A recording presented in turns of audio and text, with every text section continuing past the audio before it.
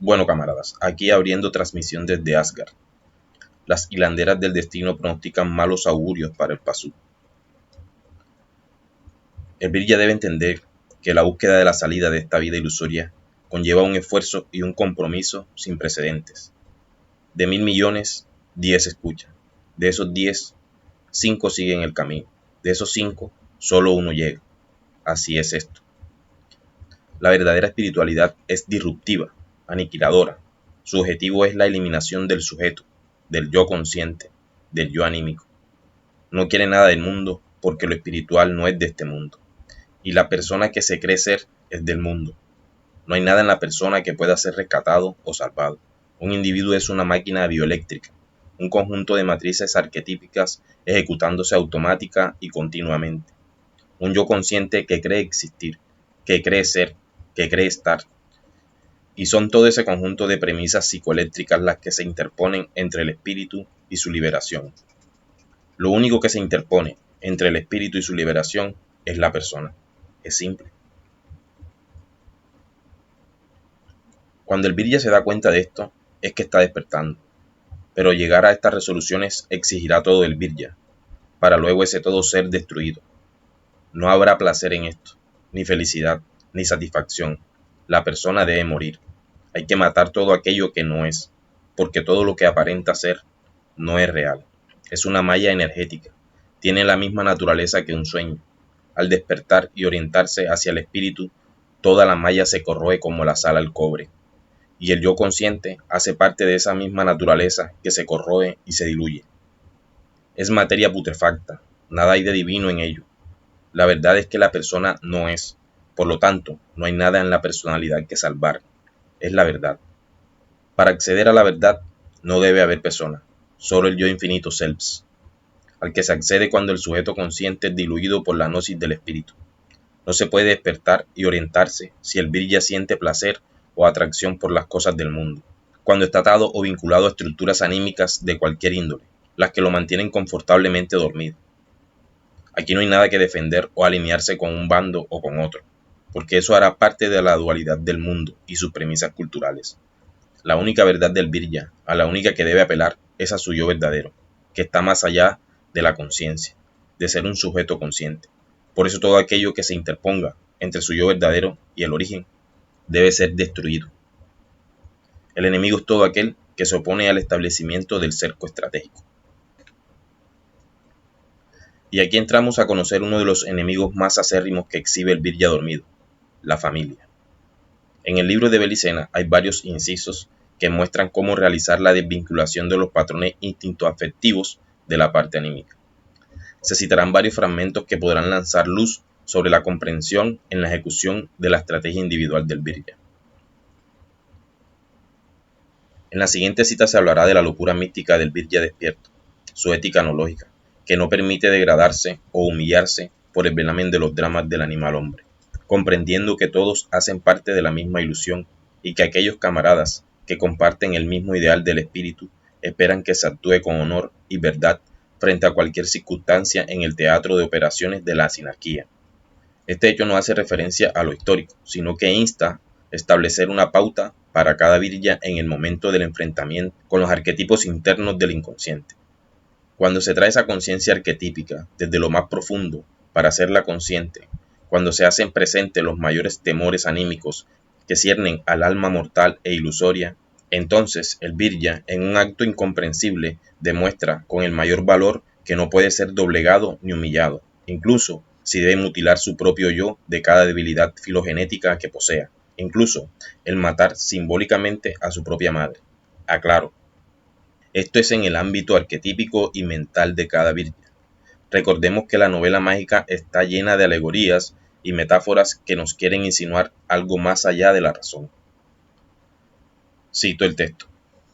La locura mística de Rabás, atrapados, él y su madre, por los golems cistercienses, la locura de los señores de Tarsis, que los había tornado impredecibles durante cientos de años de persecuciones y que se manifestaba como el valor absoluto de la sangre pura, un valor tan elevado que resultaba inconcebible cualquier debilidad frente al enemigo. Sin que pudiese impedirlo, el joven Rabás, Impulsado por una locura mística, dio 2 saltos y se situó junto a su madre, que lo observaba con la mirada brillante, y entonces, de una sola dentellada, le destrozó la vena yugular izquierda, causándole una rápida muerte por desangramiento. Fin de la cita. La ética no lógica del Virya, que es lo espiritual sobre lo material, impide que esto se degrade en cualquier forma de remordimiento, pesar, angustia, desolador recuerdo y aún menos en la culpa. Animicidad del pasú, actitud no aria. El acto del Virya despierto siempre estará basado en el honor y su ética espiritual, que nada tiene que ver con este mundo. Aquí tenemos otro aparte que nos aclara sobre la ilusión de Maya y que las percepciones del mundo no son más que ilusión, que lo que ven los ojos es puro engaño y sumen al Virya bajo sus procesos cognitivos en la debilidad emocional. Toda emoción es debilidad, todo sentimiento es debilidad, toda identificación con el mundo es debilidad, todo deseo es debilidad, toda pasividad cognitiva es debilidad. Para el Virya solo existe su ética no lógica. Cito: escúchame bien, Arturo. Harás exactamente lo que yo solicite y responderás a mis preguntas. Me comunicarás lo que irás viendo, pues aquí no hay más ojos que los tuyos. Todos los ojos de Avalokitesvara son ilusorios, son proyecciones de la propia debilidad emocional. Fin de la cita. Y en este otro nos dice que los Viryas que se han planteado enfrentar a las potencias de la materia utilizando la oposición estratégica no deben tener familia. Pero recordemos que todo esto es interpuesto, está introyectado desde el yo para ir desarraigando desde el sujeto consciente esas debilidades pasú y se implante el orgullo ario. Cito: el recuerdo me dolía, pero según tío Kurt, eso era la debilidad. Los iniciados hiperbóreos, los caballeros, me dijo en Santa María, no podían tener familia, y mucho menos amarla. Eso sería convertirla en blanco del enemigo, exponerla a una segura destrucción, y lo que era peor, sería nuestro punto débil. En aquel entonces subestimé sus advertencias, pero ahora comprendía fatalmente cuánta verdad había en sus palabras. Por eso insistió tanto. El que conocía al enemigo sabía, como ahora lo sabía yo, que ningún consejo era suficiente para prevenir contra ellos. Fin de la cita. Luego, en el mismo libro de Belicena hay un pasaje muy revelador de uno de los libros más antiguos, el Bhagavad Gita. Aquí en este pasaje se encuentran varias respuestas muy orientativas con respecto a lo que hay que hacer con los vínculos afectivos del yo anímico. Cito: el Gita trata sobre la batalla que debe liberar el héroe Arjuna para recuperar el trono, usurpado por su primo. Arjuna es un miembro de la casta guerrera, o sea, un exatriya, y junto a él se encuentra Sri Krishna, encarnación del dios Vishnu. En la primera parte llamada El pesar de Arjuna, Arjuna se desplaza con un carro frente al ejército enemigo, comprobando que junto a su primo se han alineado gran parte de sus parientes y amigos. Entonces Arjuna vio allí a sus tíos, tíos abuelos, instructores, tíos maternos, sobrinos, sobrinos nietos, suegros, amigos y camaradas. Viendo a los parientes y amigos reunidos allí, Arjuna sintió gran compasión y muy apesadumbrado dijo lo siguiente. Dijo Arjuna: oh Krishna, viendo a esos parientes deseosos de pelear me fallan los miembros del cuerpo.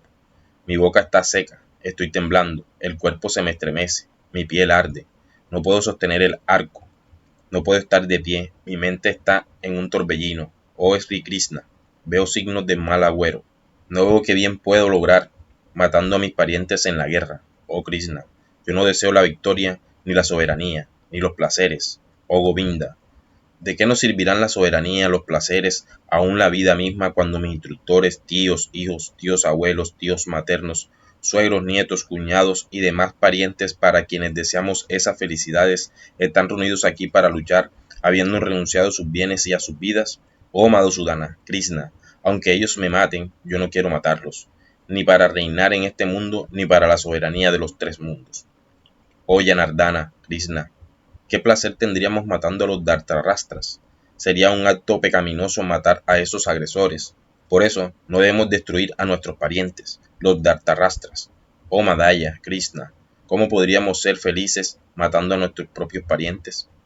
Aunque ellos, con la mente dominada por la codicia, no ven ningún mal en destruir a los parientes, ni pecado en ser hostiles a los amigos, ¿por qué, oh Janardana, nosotros que vemos el gran mal que nace de la destrucción de los parientes, no desistimos de cometer esos pecados? Diciendo esto, Arjuna tiró su arco y flechas. y, con el corazón muy dolorido, quedó sentado en su carro. En la segunda parte del Gita, llamada El Sendero del Discernimiento, Sri Krishna responde a las inquietantes y angustiosas preguntas de Arjuna. A él, Arjuna, que estaba así abatido por el pesar y la compasión, con los ojos llenos de lágrimas y con la mente confusa, Madhusudana, Krishna, dijo lo siguiente. Dijo el bendito Señor: en este momento crítico, oh Arjuna, ¿dónde te viene esa indigna debilidad noaria, abyecta y contraria al logro de la vida celestial? No te portes como un eunuco, oh Parta, eso es indigno de ti. Echa lejos esa debilidad de corazón y yérguete, oh fulminador de los enemigos. A continuación, Sri Krishna aconseja a Arjuna seguir el sendero de la acción, o karma yoga, y cumplir con su dharma, o sea, con el destino del exatriya, que es presentar batalla y combatir por la justicia sin preocuparse, a priori, por el resultado de la batalla, ni por la suerte del enemigo, aunque sean parientes y amigos. Considerando tu deber, tampoco deberías vacilar, porque para un exatriya no hay mejor suerte que luchar por una causa justa. Oh Parta, Arjuna, son realmente afortunados aquellos exatrillas a quienes se les presenta la oportunidad de luchar en una guerra semejante, que les abre las puertas del cielo. Pero, si tú no peleas en esta guerra justa, no responderás a tu reputación, faltarás a tu deber y cometerás un pecado. Esto debe ser así, dice Sri Krishna, porque la realidad es maya, ilusión, y el enfrentamiento es circunstancial, solo perceptible para el que se siente enfrentado. En un plano superior, espiritual, las oposiciones están resueltas, los enfrentamientos son pura ilusión, el espíritu no puede matar ni morir, por eso dice Sri Krishna.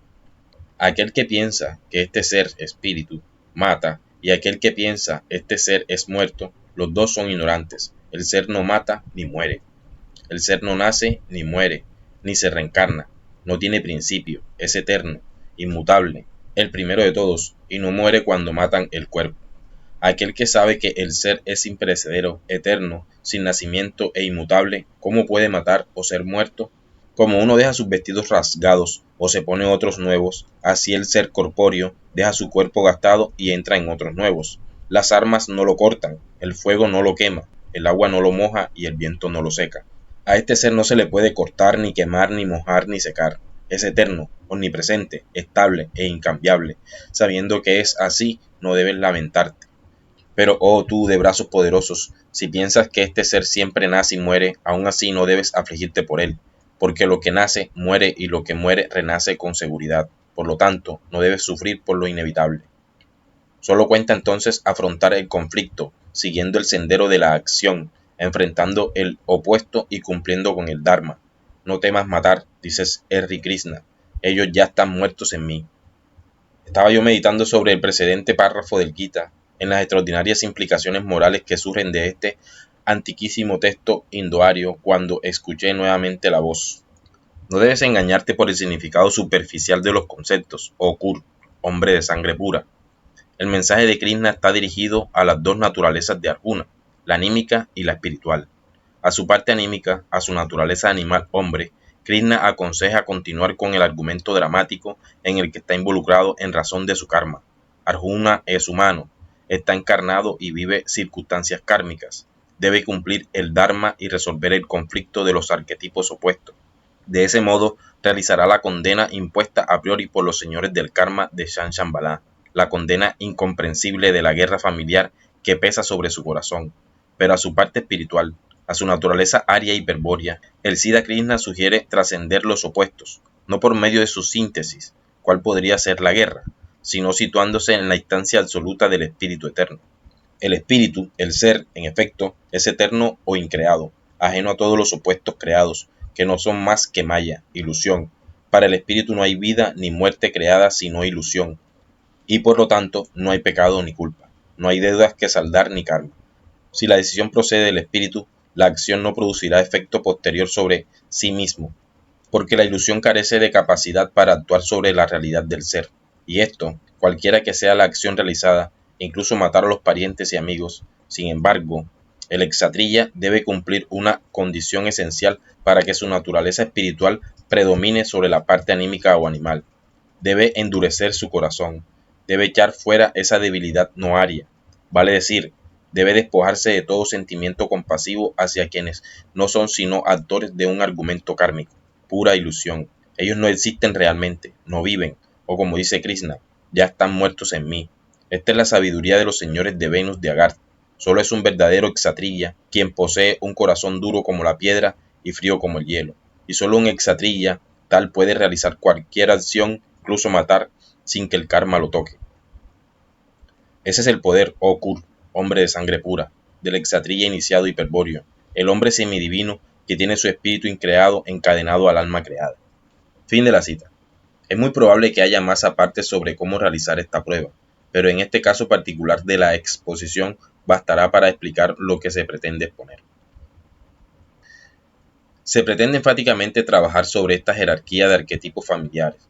Se abordará la situación con una breve técnica para romper los vínculos que ligan a estas potencias que llenan al Virya de emotividad.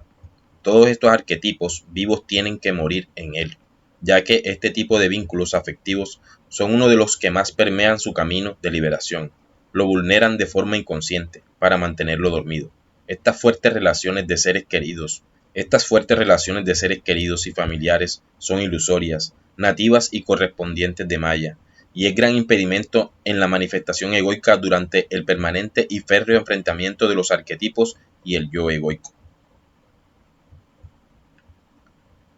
El primer paso que debe adoptar el Virya es hacerse consciente de su precaria situación. Al darse cuenta de esto, no se trata de alejarse o aislarse de tales escenarios de hechos culturales. Son tales escenarios de las superestructuras los que le permitirán confrontar directamente el problema. Los arquetipos, que emergen del inconsciente gracias a la estimulación de su esfera sensorial, en ese momento es que él debe aprender a estar alerta. Esta batalla dialéctica y dinámica de la psique es llamada en el contexto de la sabiduría hiperbórea guerra esencial.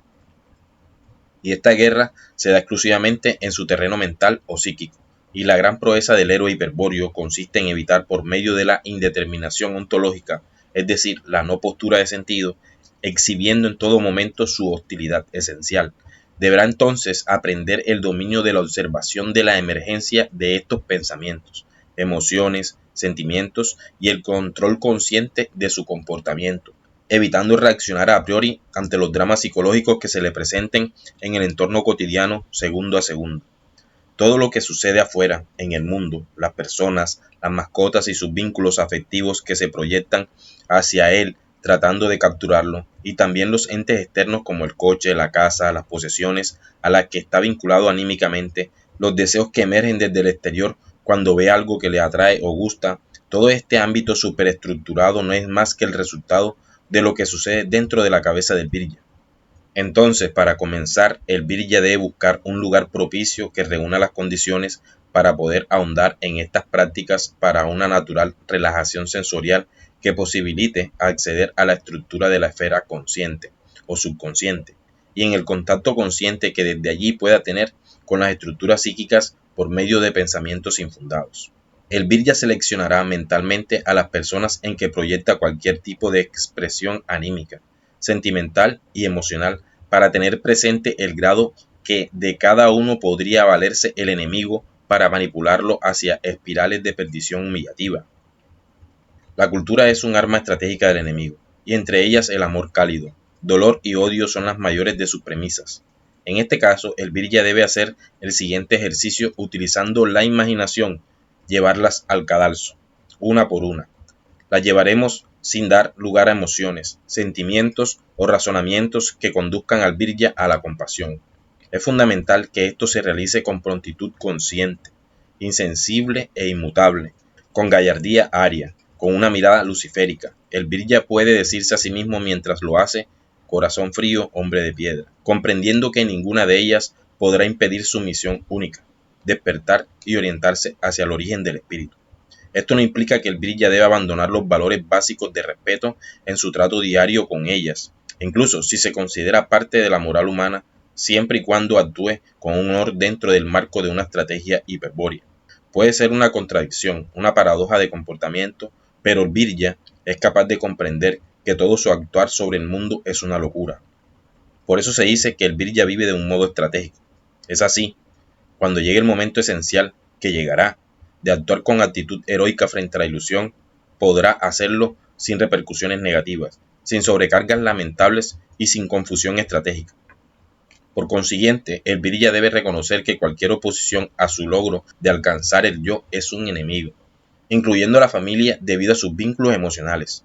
El virya debe desprenderse colocando toda su voluntad en ello, liberarse de los patrones instintoafectivos que pugnan en su parte anímica, superando las debilidades emocionales a través de la práctica de una ética no-lógica basada en el honor y la verdad. Es crucial priorizar la ética del virya por sobre lo material, rechazando remordimientos, culpas y debilidades humanas, y actuar siempre con honor y ética no-lógica, manteniendo una postura firme y fría. Además, es fundamental reconocer que las percepciones del mundo son ilusorias y engañosas, considerando todas las emociones, deseos y vinculaciones como debilidades de una actitud no aria. Enajenarse de las emociones familiares para evitar puntos vulnerables que puedan ser explotados por el enemigo, aceptando que desvincularse afectivamente fortalece al yo del virya despierto.